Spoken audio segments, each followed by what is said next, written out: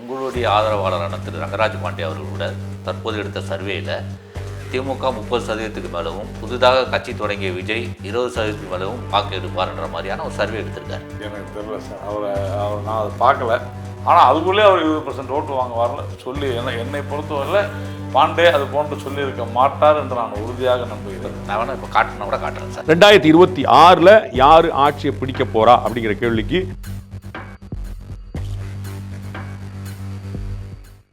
Sir, பாஜக பொதுவாக அந்த காலத்திலேருந்து சொல்லப்படுற ஒரு விஷயம், மற்ற கழகங்கள் போல் நாங்கள் இல்லை, நாங்கள் தனித்துவமானவர்கள் என்று சொல்லிட்டு வரீங்க. ஆனால் இன்றைய பாஜகவில் நிறைய குற்றப்பின்னணி உள்ளவர்கள் இணைக்கப்பட்டிருக்கிறார்கள். அதை எப்படி பார்க்குறீங்க? முன்னாடி ஒரு காலத்தில் பாஜக பிராமணர்கள் கட்சி அப்படின்ட்டு பொதுவாக பொதுமக்கள் மத்தியில் பேசப்பட்டு வந்தது. இன்று அண்ணாமலை தலைமையை ஏற்ற பிறகு பிராமணர்கள்லாம் ஒதுக்கப்படுகிறார்கள், அவர்களுக்கெல்லாம் முக்கிய பொறுப்பு கொடுக்கப்படலை அப்படின்ற மாதிரி ஏற்கனவே முக்கிய பொறுப்பில் இருந்தவர்களும் அமைதியாகப்படுகிறார்கள்ன்ற மாதிரியான ஒரு பேச்சு அடிபடுது. இதை எப்படி பார்க்க? தவறான ஒரு கருத்தாகத்தான் நான் பார்க்கிறேன். என்றைக்குமே உங்கள் கட்சியிலிருந்து எஸ் சி சேகர் போன்றவர் கூட இப்போ வெளியில் கடுமையாக அதை எதிர்த்து பேசிட்டு இருக்காங்க. கட்சியை பிராமண சமுதாயத்தை சார்ந்த ஒருவர் திரு இலகணேசனை தவிர வேறு யாருமே தலைவராக இருந்தது. கிருபாநிதி அவர்கள் முக்கிய நிர்வாகிகள் நிறைய பேர் வந்திருக்காங்க. கிருபாநிதி அதுக்கு என்ன கம்பம்? அதுக்காக பிராமணர்களே வரக்கூடாதுன்னு சொல்ல முடியுமா? அப்படி சொல்லலை. அப்படியா இருந்த ஒரு அப்படிலாம் இல்லைன்ற என்று அவர் ஒதுக்கப்படுறாங்கன்ற குற்றச்சாட்டு இல்லைன்னு சொல்கிறேன். நீங்கள் உங்களுடைய குற்றச்சாட்டை நான் மறுக்கிறேன். ஏனென்றால் பொதுவாக பிஜேபியினுடைய பி டீம் என்று சீமானவர்கள் சொல்லிட்டு இருந்தாங்க. இப்போ விஜயும் சொல்கிறாங்க. இப்போ அரசியலில் கொஞ்ச நாளைக்கு முன்னாடி பரபரப்பாக இருந்த ஆதவ் அர்ஜுனும் பிஜேபியால் தான் திருமாவளவன் கட்சிக்குள்ளே போய் இணைக்கப்பட்டார், அவரும் பிஜேபியுடைய ஆள் தான் அப்படின்ற மாதிரியான அரசியல் தலைவர்களுடைய பேச்சு இருக்கே சார். உண்மையான பிஜேபியினுடைய பி டீம் தமிழகத்தில் இதுதான் சார். இது எல்லாமே அரசியல். இப்போ ஒவ்வொரு முறையும் நாம் இதை பற்றி பேசும்பொழுது என்ன ஆகுது? நாம் ஒன்று பேசுகிறோம், உடனே அவர் இப்படி சொல்லிட்டாரு, அங்கே போய் பேசுகிறாங்க. இது ஒரு பரபரப்பாகத்தான் ஆக்கி வியாபாரமாகத்தான் ஆக்கி கொண்டிருக்கிறார்கள் தவிர உங்கள் மேலே குற்றச்சாட்டால் சார் இருக்கிறாங்க. இல்லை, இதில் என்ன குற்றச்சாட்டு? ஆதவ அர்ஜுனும் நீங்கள் தான் விடுதலை சிறுத்தைகள் கொஞ்ச நாள் முன்னாடி வரைக்கும் திரு அண்ணாமலை அவர்கள் பரபரப்பான ஒரு அரசியல்வாதியாக தமிழகத்தில் இருந்தார். இப்போ அவருடைய பேச்சு எதுவுமே பெருசாக கேட்கலையே சார். விஜய் வந்ததுக்கப்புறம், இந்த ஆதவ அர்ஜுனா பிரச்சனை வந்ததுக்கப்புறம் பெருசாக அண்ணாமலை அவர்கள் பேச்சு இல்லாமல் விடுதலை சிறுத்தைகள் கட்சியை பற்றி தான், விடுதலை சிறுத்தை கட்சி எந்த பக்கம் போகும் அதிமுக. சார், நான் மறுபடியும் சொல்கிறேன்,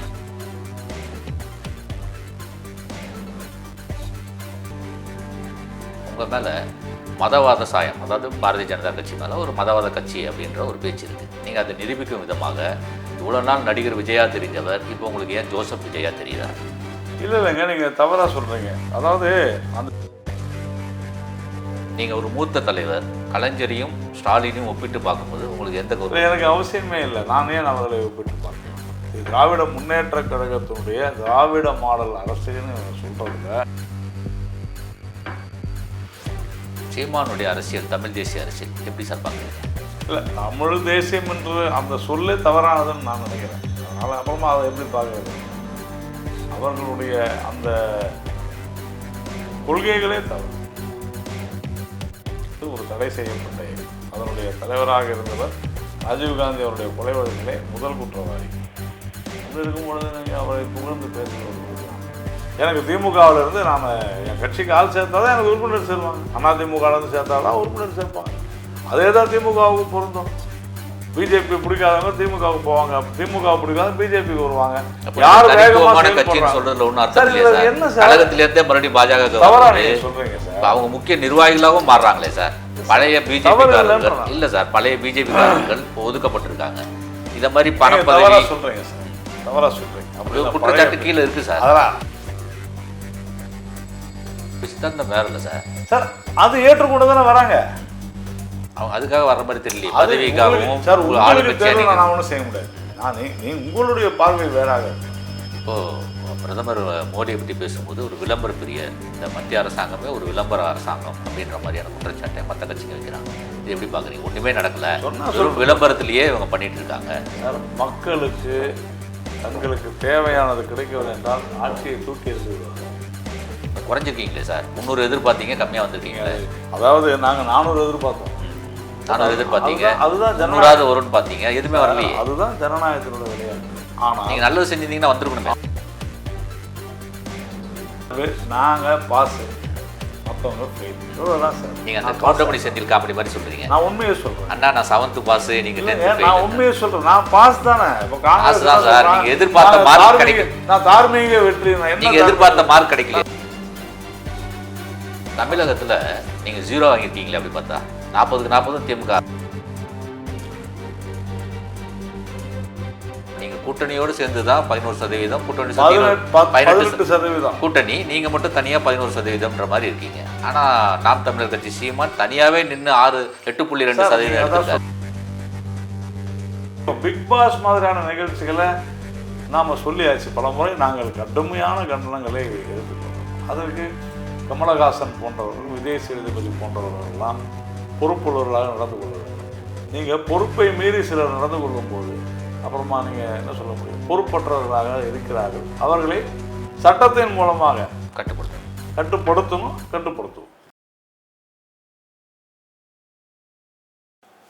டிவியின் சேனல் நேயர்கள் அனைவருக்கும் வணக்கம். இன்று நம்மோடு தமிழக பாரதிய ஜனதா கட்சியின் மூத்த தலைவர்கள் ஒருவர், பாரதிய ஜனதா கட்சியினுடைய மாநில துணைத் தலைவர் திரு நாராயணன் திருப்பதி அவர்கள் நம்மோடு இணைந்திருக்கிறார். அவரிடம் இன்றைய அரசியலை பற்றி கேட்பதற்கு நிறைய இருக்கிறது. வாருங்கள், கேட்டு தெரிந்து கொள்வோம். சார் வணக்கம். சார் வணக்கம். சார், பாஜக பொதுவாக அந்த காலத்திலேருந்து சொல்லப்படுற ஒரு விஷயம், மற்ற கழகங்கள் போல் நாங்கள் இல்லை, நாங்கள் தனித்துவமானவர்கள் என்று சொல்லிட்டு வரீங்க. ஆனால் இன்றைய பாஜகவில் நிறைய குற்றப்பின்னணி உள்ளவர்கள் இணைக்கப்பட்டிருக்கிறார்கள். அதை எப்படி பார்க்குறீங்க? இல்லை, அந்த மாதிரி நீங்கள் பொதுவாக சொல்வது என்பது சரியான சார். இப்போது பகுஜன் சமாஜ் கட்சி தலைவர் திரு ஆம்ஸ்ட்ராங் அவர் கொலை வழக்கில் கூட பெண் நிர்வாகிங்க அரெஸ்ட் பண்ணியிருக்காங்க. பாஜகவுடைய பெண் நிர்வாகியை பொதுவாக இல்லை, அது மாதிரி கருத்து நிறைய இடத்துல அதான் சொல்ல ஸ்பெசிஃபிக்காக சொன்னீங்கன்னா நம்ம சொல்லலாம். இப்போது இவர்கள் அனைவருமே மாவட்ட அளவில் கட்சியில் இணைபவர்கள். அப்போது ஒரு குற்றப்பின்னணி உள்ளவர்களை ஆராய்ந்து தான் கட்சியில் சேர்க்க வேண்டும் என்பது இல்லை. ஆனால் ஒரு நபர் குற்றம் செய்தால், சட்டத்திற்கு விரோதமாக நடந்து கொண்டால் அவர்கள் மீது உறுதியாக பாரதிய ஜனதா கட்சி ரீதியான நடவடிக்கை எடுக்கும்.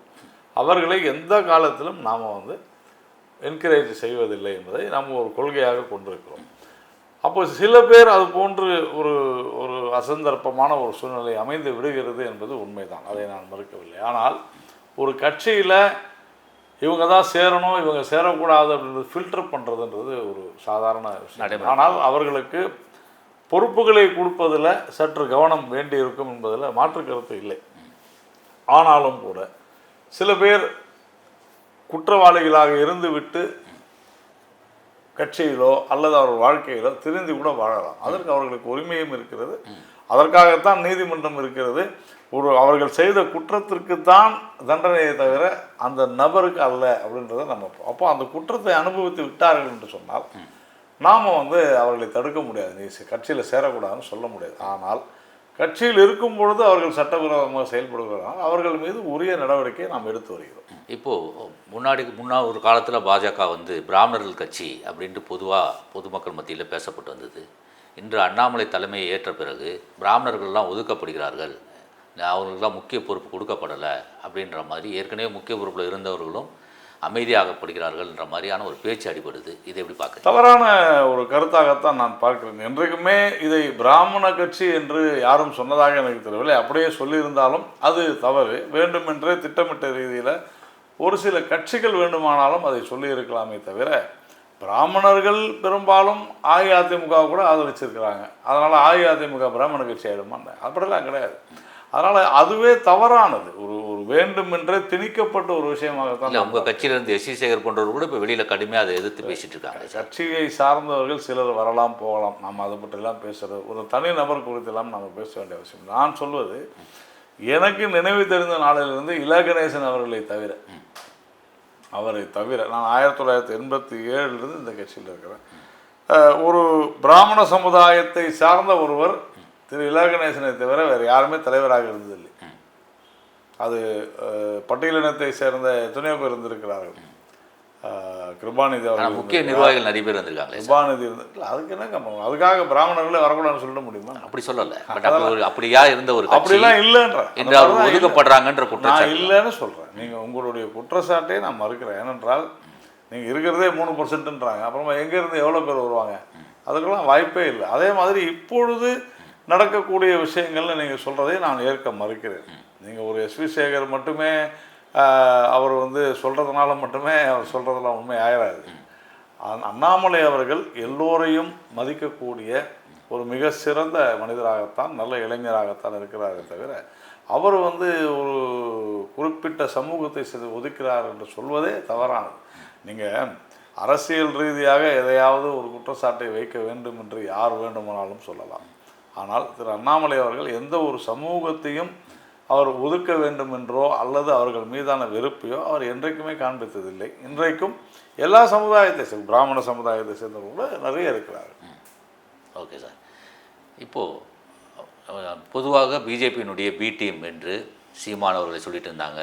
இப்போ விஜயும் சொல்கிறாங்க. இப்போ அரசியலில் கொஞ்ச நாளைக்கு முன்னாடி பரபரப்பாக இருந்த ஆதவ் அர்ஜுனும் பிஜேபியால் தான் திருமாவளவன் கட்சிக்குள்ளே போய் இணைக்கப்பட்டார், அவரும் பிஜேபியுடைய ஆள் தான் அப்படின்ற மாதிரியான அரசியல் தலைவர்களுடைய பேச்சு இருக்கே சார். உண்மையான பிஜேபியினுடைய பி டீம் தமிழகத்தில் எதுதான் சார்? இது எல்லாமே அரசியல் கட்சிகளை சார்ந்தவர்களாலையும் ஊடகங்கள் சிலவற்றாலும் பரப்பப்படுபவை. தமிழ்நாட்டில் பல்வேறு பிரச்சனைகள் இருக்கின்றன. வேலைவாய்ப்பின்மை, கல்வித்துறையில் பிரச்சனை, சட்ட ஒழுங்கு பிரச்சனை, அதே மாதிரி பொருளாதார ரீதியாக நாம் பின்தங்கி கொண்டே சென்று கொண்டிருக்கிறோம், தொழில் ரீதியாக பிரச்சனைன்னு பல பிரச்சனைகள் இருக்கிற நேரத்தில் இது போன்று இப்போ நீங்கள் சீமான், விஜய், ஆதவ் அர்ஜுனா இதையெல்லாம் பேசுவதே நான் தவறு என்று நினைக்கிறேன். இது பொழுது போகாதவங்க அல்லது தமிழக அரசினுடைய இந்த திராவிட மாடல் திமுக அரசினுடைய தவறுகளை, இந்த ஆட்சியில் நடைபெற்று கொண்டிருக்கின்ற மிக மோசமான முறைகேடுகளை தவிர்ப்பதற்காக திட்டமிட்ட ரீதியில் ஊடகங்களை கொண்டு இந்த மாதிரியான செய்திகளுக்கு தான் அதிக முக்கியத்துவம் கொடுக்குறாங்க. இப்போ ஒவ்வொரு முறையும் நாம் இதை பற்றி பேசும்பொழுது என்ன ஆகுது, நாம் ஒன்று பேசுகிறோம், உடனே அவருக்கு இப்படி சொல்லிட்டாரு, அங்கே போய் பேசுகிறாங்க. இது ஒரு பரபரப்பாகத்தான் வியாபாரமாகத்தான் ஆக்கி கொண்டிருக்கிறார்களே தவிர உங்கள் மேலே குற்றச்சாட்டால் சார் இருக்கிறாங்க. இல்லை, இதில் என்ன குற்றச்சாட்டு? ஆதவ் அர்ஜுன் நீங்கள் தான் விடுதலை சிறுத்தை கட்சியில் இணைச்சிருக்கீங்க. சும்மா எதை வேணாலும் யார் வேணாலும் அதான் நான் சொல்ல வரேன். எது பாருங்கள், எது முக்கியமோ அதை நாம் பேசுவதை விட்டுவிட்டு ஆக்கப்பூர்வமான விஷயங்களை விட்டுவிட்டு இப்படி அப்போ யாருக்கும் மூளை இல்லையா? ஒவ்வொருத்தரும் ஒரு பி டீம் அதுன்னு சொல்லி யாருக்குமே அறிவு இல்லையான்னு அதெல்லாம் ஒன்றும் கிடையாது. நான் இது போன்று பேசுவதையே நான் விரும்புவதில்லை. ஆக்கப்பூர்வமாக இப்போ இருக்கக்கூடிய பிரச்சனைகள் குறித்து நாம் பேச வேண்டும். அதை விடுத்து இதுதான் தொடர்ந்து பேசப்பட்டு வருது, இது பரபரப்புக்காக பேசப்படுகிற விஷயமாகத்தான் நான் பார்க்கிறேன். Okay sir. கொஞ்ச நாள் முன்னாடி வரைக்கும் திரு அண்ணாமலை அவர்கள் பரபரப்பான ஒரு அரசியல்வாதியாக தமிழகத்தில் இருந்தார். இப்போ அவருடைய பேச்சு எதுவுமே பெருசாக கேட்கலையே சார். விஜய் வந்ததுக்கப்புறம், இந்த ஆதவ் அர்ஜுனா பிரச்சனை வந்ததுக்கப்புறம் பெருசாக அண்ணாமலை அவர்கள் பேச்சு இல்லாமல் விடுதலை சிறுத்தைகள் கட்சியை பற்றி தான், விடுதலை சிறுத்தைகள் கட்சி எந்த பக்கம் போகும் அதிமுக. சார், நான் மறுபடியும் சொல்கிறேன், தமிழ்நாட்டில் இருக்கக்கூடிய பிரச்சனைகளை மறைப்பதற்காக ஒன்றும் இல்லாத உப்பு சப்பு இல்லாத விஷயங்களை தான் திட்டமிட்ட ரீதியில் சில ஊடகங்களும் சில அரசியல் கட்சிகளும் முன்வைக்கின்றன. திருப்பியும் நீங்கள் முன்னால் கேட்ட கேள்விக்கான பதில் தான் அதே கேள்வி தான் நீங்கள் வேறு மாதிரி கேட்டிருக்கிறீங்க. இது உண்மையிலேயே கண்டிக்கத்தக்கது. நீங்கள் எவ்வளவு பிரச்சனைகள் தமிழ்நாட்டில், வெள்ளம், புயல், அதனால் ஏற்படுகிற பாதிப்புகள், இந்த ஆட்சியினுடைய நிர்வாக சீர்கேடு, சட்ட ஒழுங்கு சீர்கேடு, குற்றவாளிகளை பிடிக்க முடியும், 3 பேரை வந்து ஈரோடு பக்கத்தில் கொலை பண்ணுறாங்க, இன்ன வரைக்கும் பிடிக்க முடியல. இது மாதிரி எவ்வளோ விஷயங்கள் இருக்கின்றன. அதையெல்லாம் விடுத்து மீண்டும் மீண்டும் இது போன்ற ஒன்றுத்துக்கும் பயன்படாத விஷயங்களை நாம் பேசிக்கணும். அந்த கட்சியில் அவங்களுக்கு பிரச்சனைனா அந்த கட்சியில் பார்த்துக்கிட்டோம். நான் ஏன் அதை பற்றி பேசணும்? விஜய் கட்சியில் குழப்பம், விடுதலை சிறுத்தைகளில் பிரச்சனை அப்படின்னா அது அவங்களுடைய விவகாரம். நான் அதை பற்றி பேச வேண்டிய அவசியம். நான் ஏன் அதை செய்யணும்? இவங்க பிஜேபி எதுக்கு செய்யணும்? என்ன அவசியம்? அதான் கேட்குறேன். அப்போ அந்த கட்சியில் இருக்கிறவங்களுக்கு அறிவு இல்லையா? உங்கள் மேலே குற்றச்சாட்டு வைக்கிறதுனால தான் சார் கேள்வி. நான் கேட்குறது இது குற்றச்சாட்டு இல்லை, பொழுது போகாத பேசுகிற விஷயம். அதுதான் நான் சொல்ல வரேன். இப்போ நாங்கள் யாரோ ஒருவரை, நான் பேர் சொல்லக்கூட விரும்பவில்லை, யாரோ ஒருவரை நாங்கள் தான் வந்து தூக்கி விடுகிறோம், தள்ளி விடுகிறோம், அங்கே வந்து குழப்பம் பண்ணுறோம், இதெல்லாம் மற்ற பிரச்சனைகளை மறைப்பதற்காக பேசப்படுகிறது. சரி, நாங்களே அப்படி செய்கிறோம்னு வச்சுக்கோங்க, அதுதான் அரசியல்னு வச்சுக்கோங்களேன், அதுவே அரசியல்னு வச்சுங்க. அப்போ உங்களுக்கு சாமர்த்தியம் இல்லையா? நீங்கள் வீக்காக இருக்கிறீங்களா? அப்படி தான் கேள்வி. ஐயோ, அப்படி தான் முன்னாடி என்ன சொல்கிறாங்க, அஇஅதிமுகவை அடக்குகிறது பாஜக, என்னது அடிமை பாஜக, என்னது, இது மாதிரிலாம் பேசிக்கிட்டு இருந்தாங்க. அவங்கவுங்க கட்சி அவங்கவுங்க பார்த்துப்பாங்க. சிறுத்தைகள் வந்து திமுகவினுடைய அடிமைகளா? காங்கிரஸ் வந்து எடுபடிகளா? இன்றைக்கி இப்போ தமிழ்நாட்டில் ஒரு ஒரு ஒரு ஒரு பைசா கூட பிரயோஜனம் இல்லாத கம்யூனிஸ்ட் எல்லாம் வச்சுக்கிட்டு இன்றைக்கி பேசிக்கிட்டு இருக்கிறாங்க. அதான உண்மை. நீங்கள் எல்லா தொலைக்காட்சி விவாதங்களும் பாருங்க, கம்யூனிஸ்ட் எங்கே இருக்கிறாங்க? அவன் சீட்டுக்கு எங்கன்னா நிற்கணும்னா கூட திமுக கிட்ட 10 கோடி 15 கோடி வாங்கிட்டு தான் கண்டெஸ்ட் பண்ணிட்டாங்க, போட்டிடுறாங்க. அப்படிப்பட்ட சூழ்நிலை அவங்க வந்து பிஜேபியை வந்து நாங்கள் வளர விட மாட்டோம். நீ யார் பிஜேபி வளர விட? நீ எங்கே இருக்கிற எங்களை வந்து வளர விடாதுன்னு சொல்லு. நான் 12% ஓட்டு தனியாக நான் வந்து வாங்கியிருக்கிறோம், 19% கூட்டணியில் வச்சுருக்கிறோம். நீங்கள் என்ன வாங்கிட்டீங்க நீங்கள் வந்து பேசிக்கிட்டு இருக்கிறீங்க? இப்போது நான் எது சொல்ல வரேன்னா, இப்படி பல இடங்களிலிருந்து பேச வைத்து மாநில அரசு மிக படு பாதாளத்துக்கு போய்கிட்டு இருக்கிறத மறைக்கிறாங்க. ஊழல், பல்வேறு ஊழல்கள். இப்போ நான் ரொம்ப சிம்பிளாக ஒரு விஷயம் சொன்னேன். அமைதியாக இந்த பால் கார்டு வாங்குறதுல ஆன்லைன், அதில் 18 ரூபா ஒரு கார்டு, 1/2 லிட்டர் கார்டு வாங்கினா 18 ரூபா கொடுக்கும். அப்போ 50 பைசா ஆவரேஜாக ஒரு பாலுக்கு வந்து விலையேற்றுறாங்க. இதையெல்லாம் யாருமே தட்டி கேட்பதில்லை. ஒவ்வொரு துறையிலும் மிக பெரிய பிரச்சனை இருக்குது. 3.5 வருஷமாக இங்கே வந்து இன்னும் சாலைகள் போடவில்லை தமிழ்நாட்டில். என்ன காரணம்? பணம் இல்லை. ஏன் பணம் இல்லை? தொழில் வரிசை இல்லை. ஏன் தொழில் வரிசை இல்லை? முதலீடு இல்லை. ஏன் முதலீடு இல்லை? உங்களுடைய நிர்வாகம் சரியில்லை. மத்திய அரசாங்கம் கேட்குற பணம் கொடுக்கறது இல்லைன்னு சொல்கிறாங்க. மத்திய அரசாங்கத்துக்குன்னு ஃபைனான்ஸ் கமிஷனால் அலாட் பண்ண பணம் கொடுத்துட்டு தான் இருக்கிறோம். அதை வச்சு தான் பட்ஜெட்டே போடுறாங்க. நீங்கள் தமிழ்நாடு பட்ஜெட்டு பாருங்கள், முழுக்க மத்திய அரசுடைய திட்டங்களை சார்ந்து தான் தமிழ்நாடு பட்ஜெட் இயங்கி கொண்டிருக்கிறது. இல்லைன்னு மறக்க முடியுமா? அப்புறம் மத்திய அரசு பணம் கொடுக்கலன்னு எப்படி சொல்லுவீங்க? ஜிஎஸ்டி நீங்கள் இந்த ஒரு வருஷமாக ஜிஎஸ்டி பற்றி வாய் திறந்தாங்களா? பணம் வரலன்னு இல்லையே.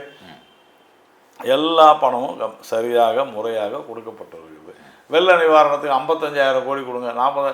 சார், என்டிஆர்எஃப்ல மொத்தமே இந்தியா முழுக்க இருக்கிறதே 60,000 கோடி தாங்க. எஸ்டிஆர்எஃப்ல 75%, 75 விழுக்காடு மத்திய அரசு கொடுக்குது. பாதிப்பு அதிகம் இருக்கிறதுனால கேட்குறாங்க. பாதிப்பு அந்தந்த துறை ரீதியாக தான் இங்கே கொடுக்கணும். முதல்ல மாநில அரசு செலவு பண்ணிட்டு மத்திய அரசாங்கத்தை வாங்கிக்கணும். இதுதான் சிஸ்டம். நீங்கள் சிஸ்டத்தை மாரி எப்படி போவீங்க? ஒரு இடத்துல வேலை செய்வீங்க, நீங்கள் வந்து எனக்கு மாதம் 10,000 ரூபாய் சம்பளம், நான் 10 வருஷம் வேலை செய்வேங்க, எனக்கு மொத்தமாக கொடுத்துருங்க, எப்படி கொடுப்பாங்க? சரி, இது அதாவது சிஸ்டம் படி தானே வேலை செய்ய முடியும். நீங்கள் அந்த சிஸ்டத்தை மீறி நான் போவேன், எனக்கு அது பண்ணு இது பண்ணுன்னா, இன்றைக்கி வந்து ஒரு விவசாய இழப்புன்னு வருதுன்னு சொன்னாக்கா அதுக்கு வந்து இன்சூரன்ஸ் இருக்குது. அதனால தான் இன்சூரன்ஸ் ஸ்கீம் எடுத்துகிட்டு வராங்க. நீங்கள் நான் இன்சூரன்ஸில் சேர மாட்டேன்றது. அப்போ மின்துறையில் பிரச்சனை அப்படின்னு சொன்னால் மின்துறை அமைச்சகத்திலேருந்து அந்த பட்ஜெட்லேருந்து அலர்ட் ஆகும். அவ்வளோதானே. அப்போ இப்படி இதெல்லாம் தெரிந்தும் தெரியாத மாதிரி அரசியல்வாதிகள் ஆடுகிற நாடகம் இது. ஒரு ஐஏஎஸ் அதிகாரி கேள்வி கேட்க முடியுமா? சீஃப் செக்ரட்டரி வந்து எனக்கு 45,000 கோடி கொடுங்க கேள்வி கேட்க முடியுமா? முடியாது. சும்மா போகிற பக்கம் அடிச்சு விட்றது தான். அதாவது அது ஒரு பேசு பொருளாக வேண்டும். நாங்கள் 40,000 கோடி கேட்டால் மத்திய அரசு கொடுக்கவில்லை. என்ன இது? பட்ஜெட்டே கிடையாது சார், அவ்வளோ பணமே கிடையாது. எல்லாரும் 40,000 கோடி கேட்டால் எல்லா இருக்கிற மாநிலங்கள் பூரா பட்ஜெட்னு ஒன்று இருக்குது.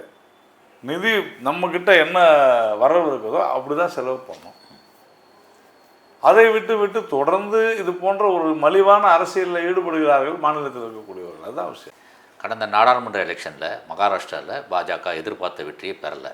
அதற்கு காரணம் ஆர்எஸ்எஸுக்கும் பாஜகவுக்கும் சின்ன முரண்பாடு இருந்தது. அதனால அந்த இடத்துல ஆர்எஸ்எஸ் பெருசாக வேலை செய்யலை அப்படின்ற மாதிரியான ஒரு குற்றச்சாட்டு இருக்குது.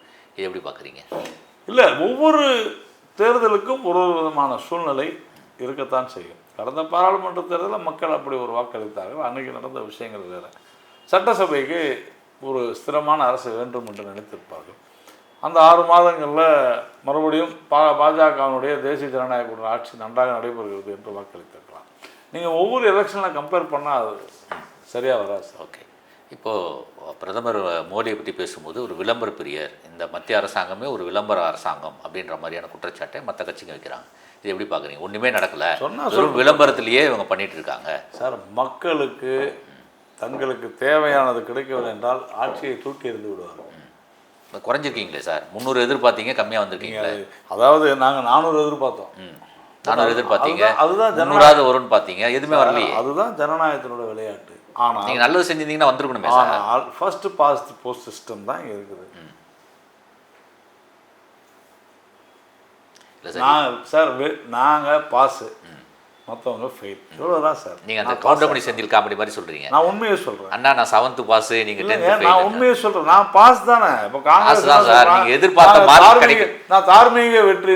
நீங்கள் எதிர்பார்த்த மார்க் கிடைக்கலையா சார்? அது வேற சார். இன்னைக்கு என்ன சார், நான் பாஸ் ஆகிட்டேனா இல்லையான்றது தான் கேள்வி. பாஸ் ஆகிட்டீங்க. மெஜாரிட்டி தான் சார். மாறுபட்ட கருத்து இல்லை சார். மெஜாரிட்டி தான் சார் கணக்கு. நான் அடுத்த முறை நான் என்ன சரி பண்ணிக்கிறேன், அவ்வளோதான். என்ன இருக்குது? ஆனால் நான் பாஸ் ஆகிட்டேன் சார், நீ ஃபெயில் ஆகிட்டேன், அவ்வளோதான். இதுக்கு மேலே இதில் ஒன்றுமே இல்லை. சும்மானே குறைஞ்சி போச்சு. ஒரு முறை கூறும், ஒரு முறை குறையும், ஒரு முறை கூடும். ஆனால் நான் பாஸ் ஆகிட்டேன்னா இல்லையா, மக்கள் என்னை ஏற்றுக்கொண்டாரா இல்லை, இவ்வளோதான் சார் விஷயம். நான் அதுக்குள்ளே போகிறதில்ல. அதாவது தோல்வியுற்றவர்கள் தான் இதெல்லாம் வந்து கணக்கு போட்டுட்டு இருப்பாங்க. நீங்கள் 2009 தேர்தலில் நினைக்கிறேன், அல்லது 2006 தேர்தலில் ஒரு விவாதம் நடைபெற்றிருக்கிறது ஒரு தொலைக்காட்சியில். அப்போது திமுக மக்கள் யார் பக்கம்னு ஒரு நிகழ்ச்சி நம்ம நீயானா கோபிநாதன் நடத்துகிறார், நான் அங்கே இருக்கிறேன். அப்போது திமுக வந்து அங்கே கலந்துக்கிறாங்க, துரைமுருகன் அவர்கள் என்று நான் நினைக்கிறேன். அப்போ கருணாநிதி அவர்கள் கூப்பிட்றாரு ஃபோனில். அதான் மக்கள் யார் பார்க்கணும் யோசிச்சு, இன்னும் என்ன மக்கள் யார் பார்க்கணும் உட்காந்து பேசிக்கிட்டேன், கிளம்பி வா அப்படின்றார். இது நடந்த உண்மை. அப்போது உண்மைதான், மக்கள் எங்களை ஆட்சி புரிய தேர்ந்தெடுத்திருக்கிறார்கள். நீங்கள் அதுக்கப்புறமா போய் உட்காந்துக்கிட்டு ஸ்கேன் பண்ணிக்கிட்டு உனக்கு 10 மார்க் குறைஞ்சி போச்சு, 20 மார்க், அது நாங்கள் பார்த்துக்குறோம். ஏன் குறைஞ்சிச்சு, திருப்பி அதை எப்படி அதிகரிக்கணும்னு நாங்கள் பார்த்துக்குறோம். நீ ஃபெயில் ஆகிட்டு நீ பாஸ் ஆகிறதுக்கு உண்டான வெளியே பாரு, இவ்வளோதான் விஷயம். அதை விட்டுட்டு நீ கம்மியாகிடுச்சுன்னு சொல்லியிருந்தா ஜென்மத்துக்கு நீ பாஸ் ஆக போகிறதே இல்லை. ஆனால் மார்க்கு 80 வாங்கணும்னு நினச்சவங்க 60 வாங்கிட்டு அது எப்படி 80 வாங்கணும் வாங்கிடுவாங்க, நாங்கள் வாங்கிடுவோம். ஆனால் நீ வந்து குறைஞ்சி வாங்கிட்டேன்னு சொல்லிக்கிட்டே இருக்கிற எந்த ஜென்மத்திலையும் அவங்க வந்து. சரி சார், தமிழகத்தில் நீங்கள் 0 வாங்கியிருக்கீங்களே, அப்படி பார்த்தா 40க்கு 40 திமுக. சார் நான் உங்களுக்கு ஏற்கனவே சொன்னேன், தமிழ்நாட்டில் 2 பெரிய கட்சிகள் திமுக, அதிமுக. கடந்த 50லிருந்து 60 வருடங்களாக அவர்கள் மாறி மாறி ஆட்சியில் இருக்கிறார்கள். அவர்களுடைய கட்சிக்கு செல்வாக்கு இருக்கிறது என்பது உண்மை, அதில் ஒன்றும் மாற்று கருத்து இல்லை. ஆனால் நாங்கள் இந்த கடந்த 5-6 வருடங்களில் எங்களுடைய கட்சியினுடைய வளர்ச்சியை மிக சிறப்பாக சென்று கொண்டிருக்கிறோம். எங்களுடைய இளம் தலைவர் திரு அண்ணாமலை அவர்களுடைய தலைமையில் மிக சிறப்பாக செயல்பட்டு கொண்டிருக்கிறது. நான் ஏற்கனவே சொன்னேன், அரசியல் அப்படின்னு சொல்கிறது அதிகாரத்தை நோக்கித்தான் இருக்க வேண்டும். நான் ஆட்சிக்கு வர வேண்டும் என்று நினைத்தால்தான் அது கட்சி, இல்லைன்னா அது வியாபாரம். எனக்கு 2 சீட் இருந்தால் போதும், 4 சீட் இருந்தால் போதும். ஏன் கம்யூனிஸ்ட் வந்து இப்படி நிலைமையில் இருக்குதுன்னா, பிஜேபி வரக்கூடாது. இது என்ன பிஜேபி? நாங்கள் என்ன சொல்கிறோம், நான் ஆட்சிக்கு வருவேன், கம்யூனிஸ்ட்டோ காங்கிரஸோ இல்லை விடுதலை தைரியமாக சொல்லுங்கள், நாங்கள் தனித்து நின்று ஆட்சியை பிடிப்போம்னு தைரியம் தான் சொல்லுங்கள். திமுக அதிமுக தவிர 3வதாக இன்றைக்கி தமிழகத்தில் ஒரு கட்சி அதை சொல்ல முடியும் என்றால் அது பாரதிய ஜனதா கட்சி. இல்லைன்னு மறுக்க முடியுமா? அதனால் அதெல்லாம் அவங்கெல்லாம் நான் என்ன சொல்கிறேன், அவங்களுடைய விமர்சனங்களே நான் வந்து புறந்தள்ளி பார்த்தா கூட சார், நீங்கள் கூட்டணியோடு சேர்ந்து தான் 11%, கூட்டணி 18% கூட்டணி, நீங்கள் மட்டும் தனியாக 11%ன்ற மாதிரி இருக்கீங்க. ஆனால் நாம் தமிழர் கட்சி சீமான் தனியாகவே நின்று 8.2% ஒரு சேச்சுரேஷன் பாயிண்ட் எல்லாம் இருக்கும். அவங்களுக்குலாம் அவ்வளோதான் சார், அதுக்கு மேலே இருக்காது. அதுக்கு மேலே வரமாட்டாங்க, அதுக்கு மேலே வர முடியாது. பட் நாங்கள் வந்து உறுதியாக நம்புகிறோம், நம்மளால் வர முடியும். கன்வெர்ட்டிங் ஓட்ஸ், அதாவது அதனால தான் நான் முதல்ல சொன்னேன், திமுக அதிமுகவிற்கு எதிரான சிந்தனை உள்ள வாக்குகளை பெற ஒரு சில கட்சிகள் இருக்கலாம். ஆனால் நான் சொல்கிறேன், திமுகவில் இருக்கக்கூடியவர்களுடைய அதிமுகவில் இருக்கக்கூடியவருடைய வாக்குகள் எங்களை நோக்கி வரும். வித்தியாசம் இருக்குது ரெண்டுத்துக்கும், சிந்தனை பண்ணி பாருங்கள். ஓகே சார், நீங்கள் இப்போது உங்களுடைய தலைவர் நம்ம நாட்டினுடைய பிரதமர் மந்திரியை உலகத் தலைவர்கள் அளவுக்கு பேசுகிறீங்க, பாரதிய ஜனதா கட்சியில் பேசுகிறாங்க, உலகமே பேசுது, நீங்கள் ரொம்ப பேசுகிறீங்க. ஆனால் பங்களாதேஷில் இந்துக்கள் மிகவும் பாதிக்கப்படுறாங்க. இந்திரா காந்தி ஒரு காலத்தில் இதே மாதிரி வரும் பொழுது நம்மளுடைய பாகிஸ்தானுக்கு மிலிட்ரி அனுப்பிச்சு பங்களாதேஷின் பிரித்து கொடுத்தவங்க. ஆனால் இந்திய பிரதமர் இது வரைக்கும் எதுவும் பெருசாக இதுக்கான ஆக்ஷன் இதே மாதிரி வரும்பொழுது இல்லை சார். நீங்கள் வந்து அது கொஞ்சம் வேறுபட்டு மாறுபட்ட கருத்து இருந்தாலும் அங்கே மக்கள் பாதிக்கப்படும் பொழுது இந்தியன் கவர்மெண்ட் தலையிட்டது. இந்தியா பாதிக்கப்படும் பொழுது இந்திய அரசாங்கம் தலையிட்டது, புரிஞ்சுங்க. அங்கிருந்து அகதிகள், லட்சக்கணக்கான அகதிகள் உள்ளே நுழையும் போது இந்தியா பாதிக்கப்படுகிறது. இலங்கையிலையும் தான் தலையிட்டது சார். சரியா? அப்போ இந்தியா பாதிக்கப்படும். இல்லை நான் சொல்கிறேன், இலங்கையிலையும் நாம் வந்து தலையிட்டோம், அதில் ஒன்றும் மாற்று கருத்து இல்லை. ஆனால் இன்றைக்கு வங்காளதேசத்தில் இருக்கக்கூடிய நிலை என்ன, அங்கு ஜனநாயகமற்ற ஒரு தன்மை நிலவுகிறது. அதனால தான் ஷேக் ஹசீனா இங்கே இந்தியாவில் வந்தாங்க. இருக்கிறார். இந்தியாவில் அடைக்கலம் அடைஞ்சாங்க. அது பெரிய விஷயம் இல்லையா? அப்போ அதுதான் நம்பர் 1 ஸ்டெப். நீங்கள் கேட்குற கேள்விக்கான பதில். நீங்கள் ஏன் தலையிடவில்லைன்னு, தலையிடலைன்னு யார் சொன்னாங்க? தலையிட்டிருக்கிறோம். அவர்களுக்கு நாம் அடைக்கலம் கொடுத்துருக்கிறோம். தலைவருக்கு அடைக்கலம் கொடுத்துருக்கீங்க. அங்கே இருக்கிற இந்து மக்கள் அதுதான் சார், அது ஸ்டெப் பை ஸ்டெப்பாக தான் செய்ய முடியும். நாம் தொடர்ந்து கண்டித்து கொண்டிருக்கின்றோம். எங்கு முறையிட வேண்டுமோ அங்கு முறையிடு, அது ஒரு தனி நாடு. எங்கு முறையிட வேண்டுமோ அங்கு நாம் முறையிடுவோம். டிப்ளமேட்டிக் சேனல்ஸ் மூலமாக தான் அதை செய்ய முடியும். அந்த ஒரு நாட்டினுடைய சட்டத்திட்டங்களுக்குள்ளே நம்ம புகழ முடியாது. அதே தான் நமக்கும், அதுதான் இலங்கைக்கும் பொருந்தும். இந்த மாதிரி நிறைய விஷயங்கள் இருக்குது. அதனால் நடக்கும். உறுதியாக நாம் அந்த வங்காளதேசத்தை சரி செய்வோம். ஓகே. மத்திய அரசாங்கத்தினுடைய 11 வருட ஆட்சியை நீங்கள் எப்படி பார்க்குறீங்க? தொடர்ந்து 3வது முறை. சரியாக சொல்லணும்னா, ஒரு நாடு கிட்டத்தட்ட சுதந்திரம் பெற்று ஒரு 60 ஆண்டுகள் கழித்து அந்த 60 ஆண்டுகளுடைய 70 ஆண்டுகளுடைய வளர்ச்சியை 10 ஆண்டுகள் பெற்றிருக்கிறது என்று சொன்னால் அது இப்பொழுது தான். குறிப்பாக கட்டமைப்பு, நம்முடைய இன்ஃப்ராஸ்ட்ரக்சர், நீங்கள் எந்த துறையை எடுத்துக்கொண்டாலும் மிக சிறந்த ஒரு அற்புதமான துறையாக மேனுஃபேக்சரிங் பார்த்தீங்கன்னா, ஏற்றுமதி இறக்குமதி செய்து கொண்டிருந்த பொருட்களை இப்போது நாம் ஏற்றுமதி செய்து கொண்டிருக்கிறோம். அந்த அளவுக்கு உற்பத்தி அதிகரித்திருக்கிறது. கட்டமைப்பு, ஹார்பர்ஸ், ஏர்போர்ட்ஸ், மெடிக்கல் காலேஜஸ், அது எந்த கட்டமைப்பாக இருந்தாலும் சரி. பவர் எடுத்துங்க, மின்துறையில் நாம் செய்து கொண்டிருக்கக்கூடிய சாதனைகள் மிக மிக பெரியவை. நீங்கள் இன்றைக்கி ஒரு காலத்தில் மகாராஷ்டிரா, தமிழ்நாடு, குஜராத் இந்த 3 தான் ஒரு 20 வருடங்களாக பொருளாதார ரீதியாக போட்டி போட்டு கொண்டிருந்தோம். இன்றைக்கி மகாராஷ்டிரா, குஜராத், கர்நாடகா, தெலுங்கானா, ஹரியானா, உத்தரப்பிரதேஷ், தமிழ்நாடு, ஒடிசா அப்படின்னு ஒரு 10 ஸ்டேட்டு நெருக்கி, மகாராஷ்டிரா நீங்களாக மற்ற ஸ்டேட்லாம் பார்த்தீங்கன்னா அவ்வளவு போட்டி இருக்குது. இது போட்டினா எதுக்கு? யார் பொருளாதார ரீதியாக உயர்ந்திருக்கிறார்கள் அப்படின்னு. அப்போது கேப் நிறைய இருந்துச்சு. இன்றைக்கி மகாராஷ்டிரா பெரிய கேப்பில் இருக்காங்க. மற்ற மாநிலங்கள் தமிழ்நாடு உட்பட கேப் குறைஞ்சிக்கிட்டே வருது. அப்படின்னா என்ன ஆகுதுன்னா, ஒரு பரவலான வளர்ச்சி இந்தியாவில் இருக்குது. எல்லா மாநிலங்களுமே தங்களுடைய உற்பத்தியை பெருக்கிக் கொண்டிருக்கின்றன. வாங்கும் சக்தி இன்னைக்கு அதிகரித்து இருக்கிறது. பையிங் பவர், அந்த கெப்பாசிட்டி. இன்றைக்கி உத்தரப்பிரதேசத்தினுடைய பொருளாதார விஷயங்களை பார்த்தீங்கன்னா மிகப்பெரிய வளர்ச்சி அங்கே நடந்து கொண்டிருக்கிறது. அங்கே அதற்கு காரணம் என்னென்னா, வாங்கும் சக்தி அங்கே அதிகரித்து இருக்கிறது, வறுமை குறைந்து கொண்டிருக்கிறது. இப்போ தமிழகத்தை பொறுத்தவரை நம்ம என்ன சொல்கிறோம்? ஒரு மேனுஃபேக்சரிங் ஸ்டேட் அப்படின்னு சொல்கிறது, போர்ட் எங்கெல்லாம் இருக்குதோ அது மேனுஃபேக்சரிங் ஸ்டேட் நல்லாயிருக்கும். Maharashtra, Gujarat, Tamil Nadu, Odisha, to extent Andhra, to extent Karnataka, இதெல்லாம் இருந்துச்சு. ஆமாம். ஆனால் இன்றைக்கி அது இல்லாத கூட, ஏன் அப்படின்னு சொன்னால் சாலை வசதிகள், லாஜிஸ்டிக்ஸ் தான் நல்லாயிருக்கும். ஆனால் யூபியில் பாருங்கள், வாஜ்பாய் காலத்துலேருந்தே சாலை வசதிக்கு உற்பத்தி நிறையா. ஸோ அதனால் ஒரு பறந்துபட்டு ஒரு மனித உடலில் காலில் மட்டும் பெருசாச்சுன்னா அதுக்கு பேர் வீக்கம். கரெக்ட். உடல் முழுவதும் ஆரோக்கியமாக இருக்கும். அதுதான் ஆரோக்கியம். வீக்கமாக இருந்தாலும் அதுக்கு பேர் ஆரோக்கியம். இன்றைக்கி இந்தியா அதை நோக்கி சென்று கொண்டிருக்கிறது. நம்ம ஒரு சுப்ரீம் பவர் ஆகிட்டு இருக்கிறோன்றதில் மாற்று கருத்தே கிடையாது. நம்முடைய ஏற்றுமதியை நாம் அதிகரிக்கும். டிஃபென்ஸ் உட்பட, பாதுகாப்பு தளவாடங்கள் உட்பட அனைத்துமே நாம் இங்கே தயாரிக்கிறோம். மொபைல் ஃபோன்ஸ் பார்த்திங்கன்னா இன்றைக்கி இம்போர்ட்டே குறைஞ்சி போச்சு. எல்லாமே இங்கே தான் நம்ம உற்பத்தி பண்ணுறோம். இல்லைன்னு நம்ம, ஏன்னா மொபைல் ஃபோனுன்றது வாழ்க்கையில் ட்ரெஸ் இல்லைனா கூட மொபைல் ஃபோன் இல்லாத இன்றைக்கி இருக்க முடியாது, அந்த அளவுக்கு ஆகிருக்குது. அப்போது கிட்டத்தட்ட 200க்கும் அதிகமான நிறுவனங்கள் இங்கே இந்தியாவில் வந்திருக்கு. அப்போ அந்த மாதிரி எல்லா துறைகளிலுமே நாம் மிளிர்ந்து கொண்டிருக்கிறோம் அப்படின்னு தான் நம்ம சொல்லணும். அதுதான் ஒரு மிகப்பெரிய அனைவருக்கும் குடிநீர், அனைவருக்கும் வீடு, அனைவருக்கும் சுகாதாரம், அனைவருக்கும் மின்சாரம். இந்த 4 விஷயங்களை 2014 மோடி பேசினார். இன்றைக்கி அது கிட்டத்தட்ட அது நிறைவேறி கொண்டிருக்கிறது என்பதுதான் உண்மை. 100க்கு 100 மதிப்பெண் கொடுக்குறீங்க. 100க்கு 200 கொடுக்கலாம். ஓகே. உங்களுடைய மக்கள் பணி இவ்வளோ இருக்கும் பொழுது, அதற்கிடையில் எங்களுடைய டிவிஎன் சேனல் நேயர்களுக்காக உங்களுடைய பொன்னான நேரங்களை ஒதுக்கி எங்களுக்கு நேர்காணல் அளித்ததுக்கு ரொம்ப நன்றி. உங்களுடைய நல்ல எண்ணங்கள் நிறைவேற எங்களுடைய வாழ்த்துக்கள் சார். நன்றி சார்.